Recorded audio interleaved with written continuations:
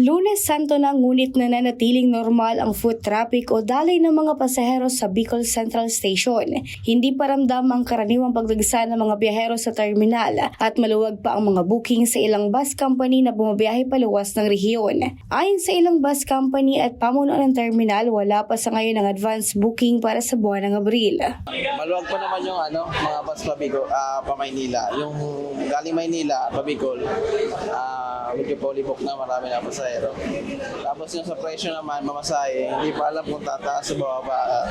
Sa ngayon, sa April, wala pa kami mga advance booking. Parang sa mga walk-in lang.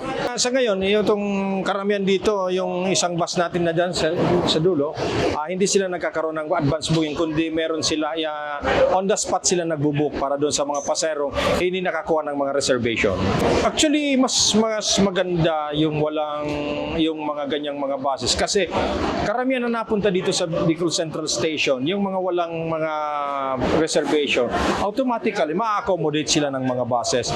Hindi kagaya ng mga may reservation, pag what time na gusto nyong umalis, sabi natin mga alas 8 ng gabi, may sigurado ka na. Pero yung mga walang kasiguruhan, andyan na, may mga buses tayong mga walang reservation. Sa kabila naman ng patuloy na pagtaas ng presyo ng langis, nananatiling walang pagtaas sa pamasahe sa mga bus. Tinatayang umaabot sa 1,000 piso ang standard fare sa mga ordinary bus papuntang Maynila, habang nasa 1,200 piso pataas naman sa mga aircon bus depende sa klase ng bus. Samantala, inaasahan naman ng pamunuan ng terminal na dadagsa ang mga pasahero pagkatapos ng Semana Santa, kung saan sunod-sunod na babalik sa Maynila ang mga biyaherong nagbakasyon. Tiniyak rin ng Land Transportation Franchising and Regulatory Board o LTFRB at mga bus company na sapat at may extra buses para sa mga chance passengers. Higit naman sa 1,200 na special permits ang inisyo ng ahensya para sa mga bus company ngayong Semana Santa. Regine Boy, CSN.